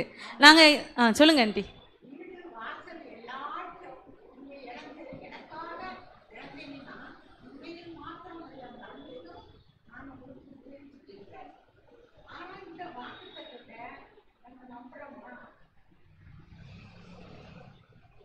ஆமா, நான் உண்மையாவே நம்புன்னு வச்சுக்கோங்களேன். ஆண்டு சொன்னாரு, இம்மையிலும் நான் உங்களை ஆஸ்வதிப்பேன்னு சொல்லிருக்காரு, அப்படித்தானே? மறுமை மட்டும் சொல்லல, இம்மையிலும் ஆஸ்வதிப்பேன்னு சொல்றாரு. அப்படி நான் நம்பினேன்னா கண்டிப்பா நான் ஏதாவது ஒரு ஆக்ஷன் எடுப்பேன்ல என் வாழ்க்கையில. நான் கொடுக்குற டயத் போதும், நான் கொடுக்குற காணிக்க போதும், நான் உட்கார மாட்டேன்ல. ஏதாவது எப்படியாவது அவருடைய ஊழியம் பரவணும், அதுக்காக நான் ஏதாவது பண்ணணும்னு ஒரு ட்ரை பண்ணுவேன் தானே. நான் என்ன நினச்சேங்கிறத நான் சொல்கிறேன் சரியா. நான் இதை பற்றி படிக்கும்போது என் மனசில் இந்த இந்த இந்த இயர் ஸ்டார்டிங்கில் இருந்தே என் மனசில் ஒரு எண்ணம் வந்தது. என்ன அப்படின்னு சொன்னால், எவ்ரி நியூ இயர் நம்ம எல்லாருமே நம்ம ட்ரெஸ் எடுக்கிறோமா? எவ்ரி நியூ இயர் எல்லாரும் ட்ரெஸ் எடுக்கிறீங்களா? நியூ ட்ரெஸ் சில பேர் இல்லைன்னு சொல்கிறீங்க, சில பேர் கண்டிப்பாக எடுப்போம். அப்படி தானே? ட்ரெஸ் எடுப்போமா இல்லையா? எடுப்போம். தேவைக்கு அதிகமான ட்ரெஸ்ஸு நம்ம கபோர்டில் இருக்குதா நம்மகிட்ட? உங்கள் மனசு தொட்டு நீங்கள் யோசித்து பாருங்க. என் கபோர்டை நான் யோசித்து பார்த்தா நான் உண்மையை அடித்து சொல்லுவேன், என் கபோர்டு ஃபுல்லாக அதிகமான தேவையில்லாத ட்ரெஸ்கள் நிறைய இருக்குது. ஏன்னா என் கபோர்டு ஃபுல்லாக என் ட்ரெஸ் மட்டும்தான் இருக்கும். எங்கள் வீட்டால் ட்ரெஸ்ஸு ஒரு பக்கத்தில், என் ட்ரெஸ்ஸு ஒரு கபோர்ட் ஃபுல்லாக. ஸோ எதுக்காக சொல்ல வரேன்னா, ஆனாலும் நான் துணிக்கு ட்ரெஸ் எடுக்கிறதுக்கு காசு செலவு பண்ணுறேனா இல்லையா அந்த வருஷம்? ஆனால் எனக்கு தேவையான அளவுக்கு ட்ரெஸ் இருக்குது. ஆனால் நான் இன்னும் ட்ரெஸ் எடுக்கிறேன். ஆனால் அந்த காசை என்ன பண்ணியிருக்கலாம்? நான் சொல்ல வரது உங்களுக்கு புரியுதா? நீங்கள் வீடை விற்க வேண்டாம், உங்கள் நிலத்தை விற்க வேண்டாம், உங்கள் காரை விற்க வேண்டாம். நான் என்ன சொல்ல வரேன் தெரியுமா? தேவையில்லாத செலவுகளை என்ன செய்யலாம், நம்ம கம்மி பண்ணலாம். அப்போ நான் அண்ணா கிட்ட இதை பற்றி பேசிகிட்டு இருந்தப்போ எனக்கு ஒரு அட்வைஸ் கொடுத்தாங்க. நான் அப்படி தான் யோசித்தேன். அப்போ நான் தேவையில்லாத செலவுகள் பண்ணும்போது நான் என்ன செய்யலாம், அந்த காசை எடுத்து வைக்கலாம் அப்படின்னு நான் நினச்சேன். அப்போ அண்ணா சொன்னாங்க, எனக்கு என்ன சொன்னாங்க, ஒரு அட்வைஸ் சொன்னாங்கன்னா, செல்ஃப் டினாயல் பாக்ஸ்னு ஒரு பாக்ஸ் வச்சுக்கணுமா வீட்டில். எப்படி? செல்ஃப் டினாயல் பாக்ஸ்னு ஒரு பாக்ஸ் வச்சுக்கணுமா. நான் எந்தெந்த காசெல்லாம் தேவையில்லாததுக்காக செலவு பண்ணுறனோ அந்த காசை என்ன செய்யலாம், அந்த பாக்ஸ்குள்ளே போட்டுடலாம். புரியுதா சிஸ்டர் உங்களுக்கு? இப்போ நான் வந்துட்டு என் பர்த்டே வருது, ஒரு ட்ரெஸ் இருக்குன்னு ஆசைப்படுறேன். ஆனால் ஆல்ரெடி என்கிட்ட ட்ரெஸ்ஸு நான் யூஸ் பண்ண ஒரே ஒரு வாட்டி போட்ட ஒரு ட்ரெஸ் இருக்குது, ஒரே ஒரு வாட்டி தான் போட்டிருக்கேன். ஆனால் அது என் பர்த்டேக்கு நான் போடலாமா? என் மனசு இருந்தால் போடலாம். இப்போ நான் ஒரு 1500 ரூபா பட்ஜெட்டாக வச்சுருக்கேன் நியூ இயர் என்னோட பர்த்டே ட்ரெஸ் எடுக்கிறதுக்கு. அந்த காசை நான் அந்த பாக்ஸ்குள்ளே போடலாமா? அந்த 1500 ரூபா யாராவது ஒரு ஆளுக்கு பிரயோஜனமாக இருக்குமா இல்லையா? கண்டிப்பாக இருக்கும். ஏதாவது ஒரு விதத்தில் அது பிரயோஜனமாக இருக்கும். அந்த காசை நீங்கள் அப்படி செலவழிக்கும் போது, அவருடைய ஊழியத்துக்காக செலவழிக்கும் போது ஆண்டவர் என்ன செய்வார் தெரியுமா? அதை கணக்கில் எழுதி வச்சுக்குவாராம். ஏன்னா நீங்கள் அந்த 1500 ரூபானால ஒரு ஆத்மாவே என்ன செய்ய போறீங்க, சத்தியத்துக்குள்ள கொண்டு வரதுக்கு பயன்படுத்த போறீங்க. ஆண்டவர் அதை கணக்கில் வச்சுக்குவார். இதுதான் நான் கற்றுக்கிட்டேன் இந்த வருஷம். நம்ம என்ன செய்வோம், நம்மளுடைய வாழ்க்கையில் இந்த மாதிரி தேவையில்லாத விஷயங்கள் எதுக்காகலாம் பணம் செலவு பண்ணுறோமோ. என் காணிக்கையை பற்றி நான் யோசிப்பேன் சரியா. என் காணிக்கையை பற்றி யோசிக்கும் போது 10 வருஷத்துக்கு முன்னாடி என்னுடைய காணிக்கையை எவ்வளோ போட்டேன், 10 வருஷத்துக்கு முன்னாடி என் காணிக்கை எவ்வளோ, 10 வருஷத்துக்கு அப்புறம் என் காணிக்கை எவ்வளோ, 1 கிலோ அரிசி 10 வருஷத்துக்கு முன்னாடி எவ்வளோ? பாட்டி நீ சொல்லுங்க, 1 கிலோ அரிசி 10 வருஷத்துக்கு முன்னாடி எவ்வளோ இருக்கும்? எவ்வளோ? இப்போ எவ்வளோ? அப்படித்தானே? ஆனால் அதே விஷயத்த என் காணிக்கைக்கு ஒப்பிட்டு பாருங்களேன். 10 வருஷத்துக்கு முன்னாடி என் காணிக்கை எவ்வளோ, அப்புறம் என் காணிக்கை எவ்வளோ? அப்பவும் 10 ரூபா. என்ன நான் சொல்கிறேன், உங்களுக்கு சொல்லலை, யாரையும் நான் குற்றப்படுத்த விரும்பல. என்ன சொல்கிறேன், நான் அப்படி யோசித்தேன். அப்பவும் நான் 10 ரூபா போட்டேன், இப்பவும் 10 ரூபா போடுறேன். ஆனால் நான் வாங்குற ஏதாவது ஒரு பொருள் அதே ரேட்டில் இருக்குதா? இல்லை. ஆனால் நான் என் காணிக்கையை கூட்ட மாட்டேங்கிறேன். வருஷம் எனக்கு இன்க்ரிமெண்ட் வருதா? என் காணிக்கையில் இன்க்ரிமெண்ட் இருக்குதா? இல்லை. டயத்துன்னு வரும்போது கண்டிப்பாக 100 ரூபாய் எவ்வளோ எடுத்து வைக்கணும், 10 ரூபா எடுத்து வைக்கணும். அதனால நான் அதில் நினைச்ச மாட்டேன், குறைக்க மாட்டேன். ஆனால் 10 வருஷமா என்னோட காணிக்கை, திருச்சபையின் காணிக்கை எவ்வளவா இருக்கும்? 10 ரூபாயா தான் இருக்கும், 20 ரூபாயா தான் இருக்கும். அப்படித்தானே? ஆனால் அதை மாற்றலாமா? அதை மாற்ற ட்ரை பண்ணலாமா? பண்ணலாம். எதுக்காக சொல்ல வரேன்னா, நம்மளுக்காக நம்ம பொருட்களை வைக்காம என்ன செய்யணுமா, பொருட்களை உள்ள ஆத்தும ஆயத்துக்காக நம்மகிட்ட இருக்க எல்லா பொருளையும் செய்யணும், செலவழிக்கணும். எதெல்லாம் நம்மளுக்கு ஆட்ட கொடுத்துருக்காரு, நம்ம தாளந்தா இருக்கட்டும், நம்ம கிட்ட இருக்க பணமா இருக்கட்டும், பொருளா இருக்கட்டும், எல்லாத்தையும் ஆத்தும ஆயத்துக்காக இன்வெஸ்ட் பண்ணிடணும். நம்ம அதை பண்றோமா அப்படின்னு யோசிக்கணும். சரி, அந்த திருச்சபை கடைசியாக நம்ம முடிச்சிடலாம். இன்னும் அந்த திருச்சபையினர் என்ன பண்ணாங்க அப்படின்னு சொன்னா, கிறிஸ்துவின் ஊழியத்தை தான் ஊழியமாக எடுத்து செய்ய ஆரம்பித்தாங்க. அப்படின்னா என்ன சொல்ல வரேன்னா, எப்போவுமே எந்த மிஷன் ஒர்க் சக்ஸஸ்ஃபுல்லாக இருக்கும் அப்படின்னு சொன்னால், எந்த ஊழியம் சக்ஸஸ்ஃபுல்லாக அமையும் அப்படின்னு சொன்னால், எந்த ஊழியம்னா கிரைஸ்ட் மெத்தட் அலோன் அப்படின்னு சொல்லுவாங்க. கிரைஸ்ட் மெத்தட் கேள்விப்பட்டிருக்கீங்களா? கிரைஸ்ட் மெத்தட் அப்படின்னு சொல்லுவாங்க, கேள்விப்பட்டிருக்கீங்களா யாராவது? என்னது சொல்லுங்க பாப்போம். கிரைஸ்ட் மெத்தட்னா என்ன? Very good sister, very good, thank you. Christ mingled with the people. மொதல் விஷயம் என்ன பண்ணாரு? மிங்கிள் ஆனாரு. அவங்களோட ஒரு மனுஷனா அவரும் மாறிடுவாரு. அவருடைய ஜாதி மதம் அவருடைய கொள்கை எல்லாத்தையும் விட்டுட்டு என்ன செஞ்சிருவாரு? சாதாரண மனுஷங்கள்ல ஒருத்தராக நினைச்சிருவாரு, மாறிடுவார். வித்தியாசமே தெரியாது, அந்த மக்களோட மக்களா மாறிடுவார். He mingled with them. நான் ஸ்டேட்டஸ் பார்க்குறேன்னா, ஊழியம் சொல்லும் போகும்போது நான் ஸ்டேட்டஸ் பார்க்குறேன்னா,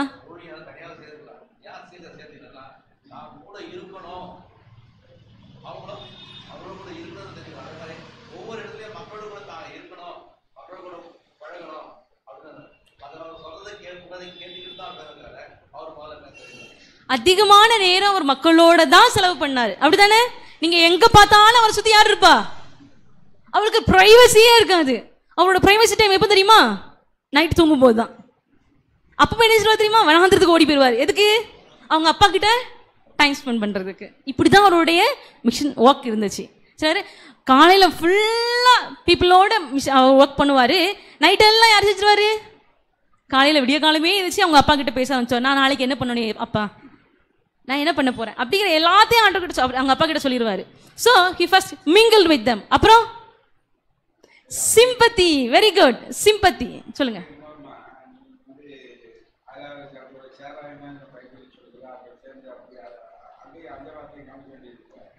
சரி, அங்கிள் என்ன சொல்ல வராங்கன்னா, தெய்வ பக்தி இல்லாதவர்களோடு நம்ம அந்யோன்யமாக கூடாது.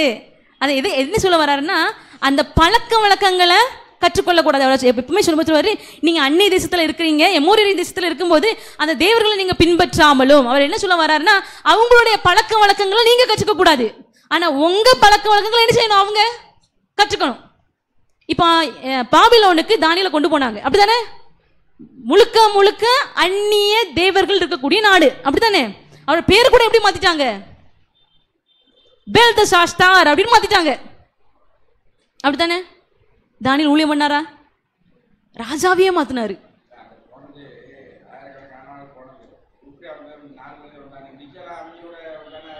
அது நம்ம கையில இருக்கு. அதுதான், அது நம்ம கையில இருக்கு. நம்ம அவங்களோட ஒருத்தவங்களா மாறுறோமா, இல்ல அவங்கள நம்மளோட இருக்கிறவங்களா மாத்துறோமா? யார் கையில இருக்காது?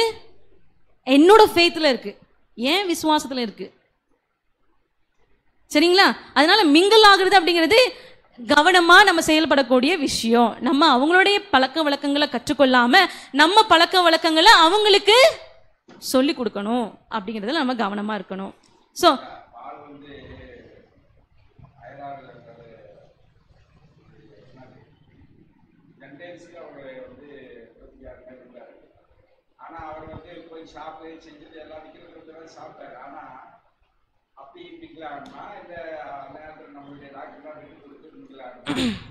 ஓகே அங்கிள், என்ன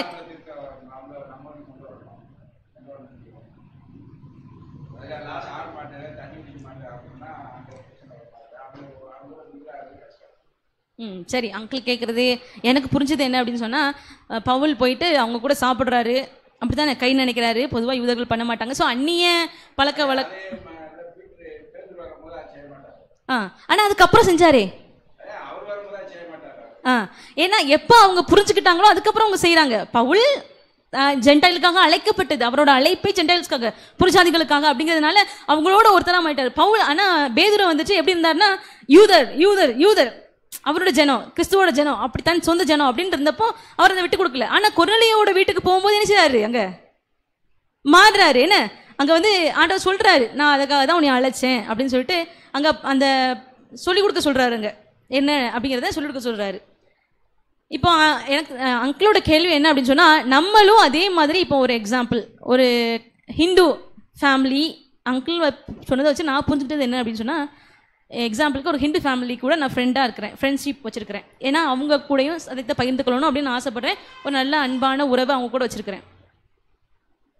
அவங்க வந்துட்டு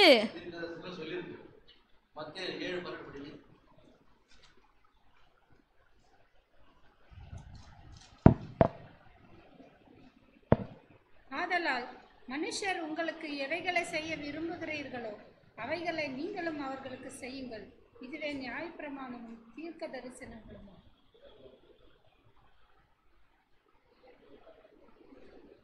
சரி, அப்போ வந்துட்டு நாங்கள் அந்த ஹிந்து ஃபேமிலியை நான் சந்தோஷப்படுத்துறதுக்காக அவங்க கூட பூஜா கூப்பிடுறாங்க அப்படின்னா நான் போகலாமா?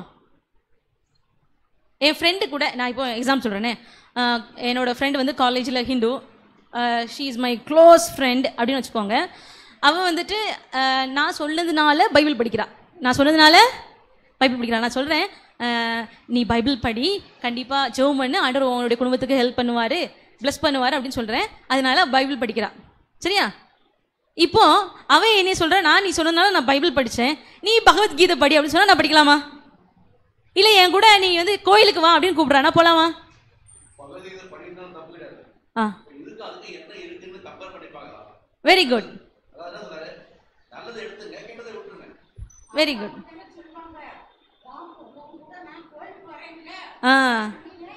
கோயிலுக்கு வா அப்படின்னு சொன்னா நான் போலாமா ஆண்டி? என்ன சொல்றது சொல்லுங்க. வெரி குட், இதை தான் நான் கேட்க வந்தேன். Very good, super. என்ன சொல்லலாம் நாம? நான் வரமாட்டேன்னு சொன்னா அவங்க நினைச்சுவாங்க திரும்ப நாளைக்கு நான் சர்ச்சு கூட வருவாங்களா? நான் வரமாட்டேன்னு சொல்றேன், நாளைக்கு நான் அவளை கூப்பிடுறேன், வருவாளா என் கூட? அவ வரமாட்டேன். அப்ப நான் என்ன பண்ணலாம்?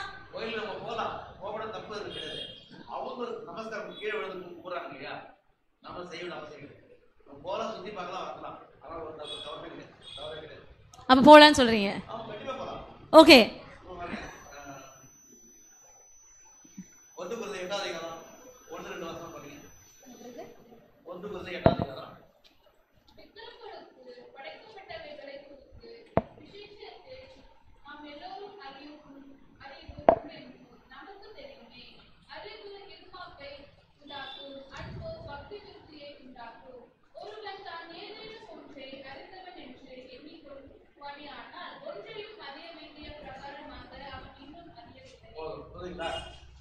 நம்ம அறிவு வச்சு எந்த அறிவு இருக்கு, கிறிஸ்துவ அறிவு இருக்கும் போது நான் செய்ய மாட்டேன்.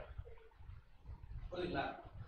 அப்ப எனக்கு எந்த அளவுக்கு இருக்கு அப்படின்னா, அப்ப எல்லாம் தெரிஞ்சு நான் செய்திருக்கா. இப்போ விகிதம் பண்ணி சாப்பிடக்கூடாது. நான் போயிட்டு கோயில போயிட்டு பிரசாதம் சாப்பிட்டாக்க என்ன பண்ணலாம்? அவர் என்ன சாப்பிடக்கூடாதுன்னு சொன்னா அவர் போய் சாப்பிட்டுருக்காரு. அப்ப நான் கடையில ஒரு பொருள் வாங்க முடியாது. ஒரு கிறிஸ்டின் கடையா பார்க்கலாம். இல்ல அப்படி காலையில திறந்து பூஜை பண்ணிட்டு எல்லாம் பண்ணிட்டு வாங்கினேன். அப்போ அவன் கடைக்கு போய் வாங்கணும், இல்லாட்டி திறந்தவனை வைக்கிறது, போட்டோ வச்சு பத்துக்குச்சி வச்சு அதுக்கு மாலை போட்டு எல்லா பொருளுக்கும் அதை அந்த பத்துக்குச்சி வச்சு பூஜை பண்ண பிறகு 10 பேர் இருந்தாலும் அதுக்கு பிறகு அவன் ஜாமானை கொடுக்க ஆரம்பிச்சான். அப்ப அதெல்லாம் வாங்கி சாப்பிட்டதில்லை.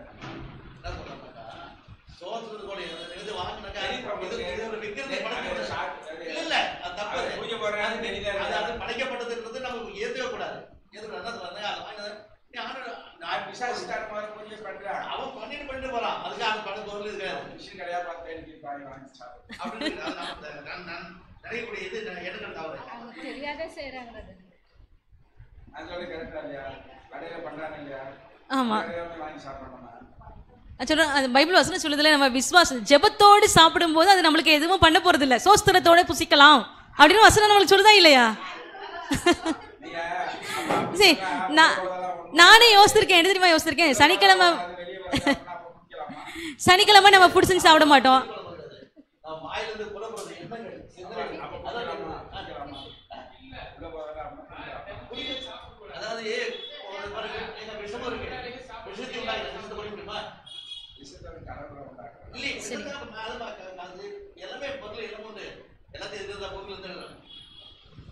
சோஸ்திரத்தோட புசிக்கலாம் அப்படின்னு சொல்றப்போ என்ன அப்படின்னு சொன்னா, நான் யாருக்கு முன்னாடி புசிக்கிறேங்கிறது தான் கவனமா இருக்கணும். சரிங்களா? அந்நிய விசுவாசத்துல குறைஞ்ச இப்பதான் புது விசுவாசியா வர்றவங்க முன்னாடி அந்த காரியத்தை பண்ணும்போது அதை பண்ணலாம், அது தப்பு இல்லை அப்படிங்கிற மாதிரி அவங்க நினைச்சுக்குவாங்க. அவங்கள திரும்பியும் பழைய பாதைக்கு தள்ளாதபடிக்கு நம்ம கவனமா இருக்கணும்.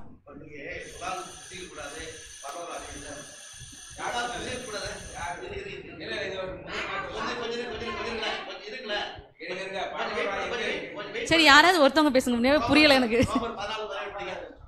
சரி, நம்மளுக்கு டைம் ஆயிடுச்சு, 11 o'clock ஆயிடுச்சு. நல்லா பாருங்க, இதோட முடிச்சு.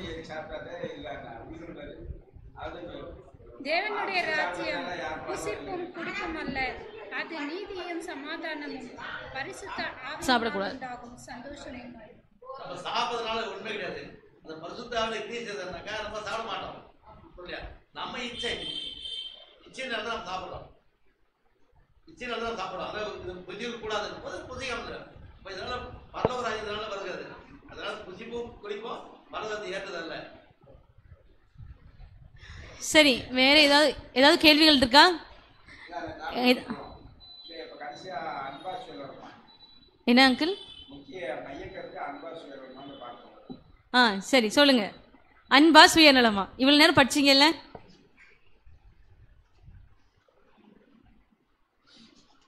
மைய கருத்து எது? அன்பா சுயநலமா? நம்ம எல்லாருக்குமே தெரிஞ்ச விஷயம் என்னதுதான்? அன்பு தான் அப்படின்னு சொல்லி நம்மளுக்கு நல்லாவே தெரியும். ஆதி திருச்சபை வளர்ந்ததற்கான முதல் காரணம் என்ன அப்படின்னு சொன்னா, அவங்க தேவன் கொடுத்த அந்த பிரமாணத்தை நல்லா புரிஞ்சுக்கிட்டாங்க. நம்ம இடத்துல அன்பா இருக்கிறது போல பிறர் இடத்திலும் அன்பா இருக்கணும். சுயன் அப்படின்னு அவங்க நினைச்சிருந்தாங்கன்னா திருச்சபை வளர்ந்துருக்குமா? வாய்ப்பே இல்லை. புத்தகத்தில் சொல்லும்போது, கடைசி படத்தில் சொல்லும்போது சொல்றாங்க, அவங்க தன்னுடைய உயிரை கூட துச்சமா நினைச்சு தொற்று நோய் இருந்தவங்களை கூட தொட்டு என்ன செஞ்சாங்களாம்? தான் சித்திருவோன்னு தெரியும், அப்படி இருந்தும் அவங்களுக்கு என்ன செஞ்சிருக்காங்க? ஹெல்ப் பண்ணியிருக்கிறாங்க. இதுதான் கிறிஸ்தவத்தோட குணம். கிறிஸ்தவர்களுடைய குணம் என்ன அப்படி சொன்னா, தான் அப்படிங்கிறதையே மறந்துடுவாங்க. பிறருக்காகனே வாழக்கூடியவங்க, எப்படியாவது அவங்கள பரலோக ராஜ்யம் கொண்டு வரணும். ஆனால் நான் இன்னும் எப்படிமா நினைக்கிறேன், நம்ம திருச்சபையை கம்பேர் பண்ணி பாருங்களேன். ஆதிக்கால திருச்சபையை நம்ம திருச்சபையை கம்பேர் பண்ணி பாருங்க. நான் ஏன் குடும்பம் ரட்சிக்கப்படணும், நான் ரட்சிக்கப்படணும் அப்படிங்கிறதுக்காக தான் அதிகமாக பிரயாசப்பட்டனே தவிர, என்னைக்காவது என் திருச்சபையை விட்டு வெளியே இருக்கிறவங்கள நான் யோசிச்சிருப்பேனா? ஐயோ அவங்க ரட்சிக்கப்படணுமே. என்னைக்காவது நான் வெளியே இருக்கிறவங்கள பார்த்து நான் இவங்களை திருச்சபைகளை கொண்டு வரதுக்கு, ஆண்டவருக்குள்ளே கொண்டு வரதுக்கு, ஆண்டவரை பற்றி இவங்களுக்கு சொல்லிக் கொடுக்கறதுக்கு நான் என்ன பண்ணலாம் அப்படின்னு நான் யோசிச்சிருக்கேன் என்னைக்காவது யாரையாவது பார்த்து? ஐயோ இந்த ஆத்மாலாம் இவ்வளோ பேர் ஒரு ஹிந்து கோயிலை பார்க்கும்போது இவ்வளோ பேர் ரட்சிக்கப்படாமல் இருக்கிறாங்களே, இன்னும் தெரியாமல் இருக்கிறாங்களே, ஆண்டவரை நான் என்ன பண்ணணும் அவங்களுக்காக, ஆண்டவரை நான் எப்படி சொல்கிறது அப்படிங்கிற ஒரு ஆதங்கம் எனக்கு வருதா? அப்படி வந்துச்சுன்னா என் ஆவிக்குரிய வாழ்க்கையில் நான் இன்னும் உயிரோடு இருக்கிறேன்னு அர்த்தம். ஒரு ஊர்ல மலை இருந்தான். அந்த மலை யாராலும் ஏற முடியாது மலை இருப்பா, ஏற முடியாது பார்த்துட்டு ஏற முடியல, யாரும் போய் ஏறி வேலையில ஒரு பெண்மணி எப்பவுமே அது எல்லா இடத்துலையும் மலை ஏறி இறங்கி இருக்கு பார்த்து, இந்த மலை ஏறணும் நம்ம ஏறி பார்க்கணும். அப்போ அந்த ஊர்ல மக்கள் எல்லாம் வெளியில போயிருந்தாங்க. இந்த பெண்மணி அந்த மலை ஏறி இறங்கும் போது எல்லாரும் உடம்பு போட்டு வந்தாங்க. நீ எப்படி ஏறினேன்? 10 மணி சொன்னேன். யாருமே சொல்றதுக்கு ஆள் கிடையாது, ஏற முடியாது. நான் ஏறி பார்த்தா ஏறி அப்போ என்னால முடியும் அப்படின்னு தருணத்துக்கு வந்தா மட்டும்தான் எதுவும் செய்ய முடியாது, எல்லாம் இதையும் செய்ய முடியாது. ஒன்றே ஒன்று மட்டும் சொல்லி முடிக்கிறேன். இந்த வருஷம் 2 months பிஃபோர், 2 மாதத்துக்கு முன்னாடி என்னோட ஏஜில் என் கூட படித்த ஒரு பொண்ணு, her name is Kirupa, Pentecost பொண்ணு, சரிங்களா, பெண்டகாஸ்ட் பொண்ணு. என்ன பண்ணா அப்படின்னா, நான் காலேஜ் படிக்கும்போது அவளும் காலேஜ் படிச்சுட்டு இருந்தா. ஆனால் ஒரு மீட்டிங் போயிருந்தா, அவங்க பெண்டகாஸ்ட் சர்ச்லேருந்து ஒரு ரிவைவல் மீட்டிங் போயிருந்தா. அந்த மீட்டிங்கில் அவளுக்கு அழைப்பு என்னென்னா, நான் ஊழியத்துக்கு போகணும் அப்படின்னு சொல்லிட்டு. ஸோ பெண்டகாஸ்ட்லேயும் எப்படின்னா அவங்க மேரேஜ் பண்ண மாட்டாங்க, ஊழியத்துக்குன்னு போனாங்கன்னா. ஸோ அந்த மாதிரி மேரேஜ் பண்ணாமல் ஊழியத்துக்காகன்னு சொல்லிட்டு போயிட்டா. 2 months பேக்கு நான் நியூஸ் கேள்விப்பட்டேன், கிருபா இறந்து போயிட்டா அப்படின்னு சொல்லிட்டு. அப்போ ரொம்ப மனசு கஷ்டமாக இருந்துச்சு. ரொம்ப சின்ன பொண்ணு, என்னோட ஏஜ் தான், இறந்துட்டா அப்படின்னு சொன்னப்போ ரொம்ப வருத்தமாக இருந்துச்சு. எப்படி இறந்தா அப்படின்னு கேட்டப்போ என்ன சொன்னாங்க அப்படின்னா, அந்த பொண்ணு டிவி பேஷண்ட்ஸ் வந்து கிராமமாக போவாங்க ஊழியத்துக்காக. அங்கே டிவி பேஷண்ட்டு வந்து கவனிக்கக்கூடிய வேலை இவளுக்கு. அப்படின்னா டிபியால் பாதிக்கப்பட்ட ஒரு பாட்டியை குளிப்பாட்டியை எடுத்து கவனிக்க, அவங்கள பாட்டிக்குன்னு யாருமே கிடையாது. ஸோ அவங்கள கவனிக்கிறதுக்கு அவள் போய் அந்த பாட்டியை குளிப்பாட்டியை எடுத்து கவனித்து எல்லாம் பண்ணுவாள். அவங்கக்கிட்ட இருந்து இவளுக்கு டிபி வந்துடுச்சு. பெண்டகாஸ்டில் உள்ள ஒரு ரூல் என்னன்னா, அவங்க எல்லாருக்குமே தெரியும், அவங்க ஹாஸ்பிட்டல் போக மாட்டாங்க. அவளுக்கும் டிபி வந்து ஏறக்குறைய 2 வருஷமாக படுக்கையாக இருந்தா. என் வயசு பொண்ணு. அவள் காலெலாம் பார்த்தா இவ்வளோ பெருசாக இருக்கும். அவளால் கீழே படுத்து தூங்க முடியாது, சேரில் உட்காந்து தலவாணி வச்சு தூங்குவா.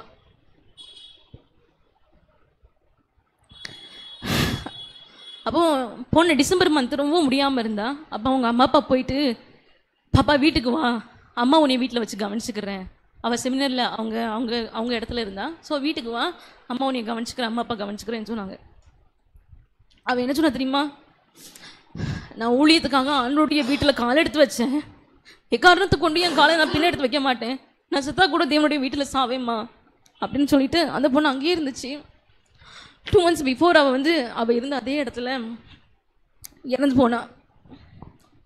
உண்மையாகவே அவளோட மரணத்தை நான் கேட்டப்போ என் மனசில் என்ன தோணுச்சுன்னா, அவள் சேவிக்கிற தேவனும் நான் சேவிக்கிற தேவனும் ஒரே தேவன் தான். ஆனா அவ விசுவாசமும் என் விசுவாசமும் ஒரே அளவுல இல்லையே ஆண்டவரே, அவளை போல நான் உங்களுக்காக மறிக்கிறதுக்கு நான் நிப்பனான்னு தெரியலையே இயேசப்பா அப்படின்னு ரொம்ப வருத்தப்பட்டேன். அவளை விட அதிகமான சத்தியம் எனக்கு தெரியும், ஆனா அவகிட்ட இருந்த அதே விசுவாசம் என்கிட்ட இருக்குதான்னு கேட்டா ரொம்ப அமைதியான பொண்ணு, யார்கிட்டையும் ரொம்ப அதிகமா கத்தி பேச மாட்டா, ரொம்ப அமைதியா அன்பா பேசுவா. அவளை பார்த்தாலே நம்மளுக்கு அவளோட முகம் அவ்வளோ சமாதானமா இருக்கும். அது சொல்லுவாங்க தெரியுமா, தாவீதை பார்த்த போது தேவதூதனுடைய முகம் போல இருந்ததுன்னு சொல்லுவாங்க தெரியுமா, அந்த மாதிரி அவ முகத்தை பார்த்தாலே அவ்வளோ ஒரு சாந்தமா இருக்கும். அப்ப நான் நினைப்பேன், என் கேரக்டர் பார்த்தா வெளியே தெரிஞ்சிடும், பா இவளா அப்படின்னு சரியான வாயாடி அப்படின்னு சொல்ற அளவுக்கு எனக்கு தெரியும். ஆனா நான் அப்பதான் யோசித்தேன், அவள் சேவிக்கிற தேவனும் ஒரே தேவன் தான், நான் சேவிக்கிற தேவனும் ஒரே தேவன் தான், நானும் அவருக்காக தான் வாழணும்னு நினைக்கிறேன், அவளும் அப்படிதான் நினைச்சேன். ஆனா அவளால எப்படி ஒரு வித்தியாசமான வாழ்க்கையை வாழ்ந்த ஆண்டவருக்காக ஒப்படைக்க முடிஞ்சிச்சு, ஏன் என்னால முடியல? நல்லா புரிஞ்சுக்கோங்க, நான் அட்வென்டிஸ்டா இருக்கிறதுனால எக்காரணத்தை கொண்டு நான் ரட்சிக்கப்பட போறது கிடையாது, நான் பரலோகம் போக போறது கிடையாது. இந்த மந்தையில இல்லாத நிறைய ஆடுகள் வெளியே இருக்குது. ஆண்டவர் அந்த ஆடுகளை உள்ள கொண்டு வரதுக்கு பெங்களூர்ல உங்களை இத்தனை பேர் தேர்ந்தெடுத்து வச்சிருக்கிறாரு. இந்த யஷ்வந்த்பூர்ல இருக்கிறவங்களுக்கு இந்த சத்தியத்தை தெரியறதுக்காகன்னு உங்களை தேர்ந்தெடுத்திருக்கிறாரு, அப்படித்தானே? அவங்களுக்கெல்லாம் சத்தியம் கொண்டு போறதுக்காக உங்களை தேர்ந்தெடுத்திருக்காரு விசேஷமா.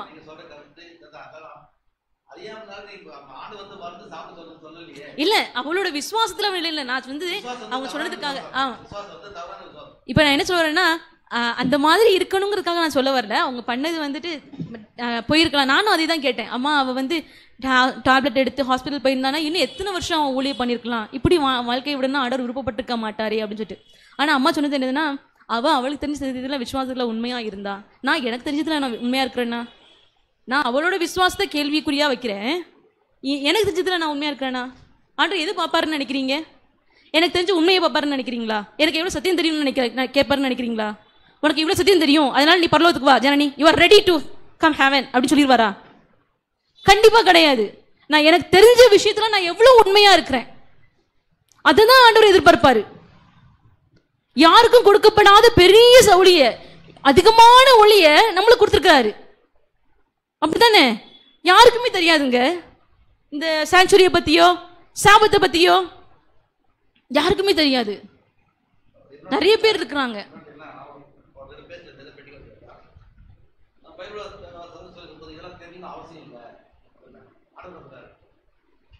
தேவனுடைய வார்த்தையை நீ உட்கொள்ளும் போது பிரயோஜனம் இல்லை. அப்ப நான் மற்றோட பேசும்போது எப்படி பேச முடியும்? மற்றோட சத்தி தரும்போது எப்படி சொல்ல முடியும்? எனக்கு தெரியாத விஷயத்தை சொல்ல முடியுமா? பேதருக்கு 1 அதிகாரம் 5 மற்றவங்க கேள்வி தேவனை பற்றி கேட்கும் போது சாந்தத்தோட எப்பொழுதும் சொல்ல தயாரா இருக்க. ஆமா, அதுக்காக நம்ம சதித்து அப்படியே இருந்தபடியே இருக்கணும்னு சொல்ல வரல. நான் என்னன்னா, நம்ம இன்னும் அதிகமாக தெரிஞ்சுக்கணும், நம்ம அது கடமை இருக்கு. ஏன்னா நம்ம அதிகமாக சொல்லிக் கொடுக்க வேண்டிய கடமை நம்ம கிட்ட இருக்குது, அப்படித்தானே? அப்போ நம்ம இன்னும் அதிகமாக தெரிஞ்சுக்க வேண்டியணும். அதனால நம்மளுக்கு கொடுக்கப்பட்ட ஊழியத்தை ஆண்டவர் நம்மளுக்கு கொடுத்துருக்கதை நம்மளோடு வச்சுக்காம நம்ம என்ன செய்யணும்? மற்றவங்கக்கிட்ட பகிர்ந்து கொள்ளணும். அந்த அன்பை, அந்த தெய்வ அன்பை நம்ம தேவனிடத்துல கேட்போம், தேவன் நம்மளுக்கு உதவி செய்வார். ஆமென்.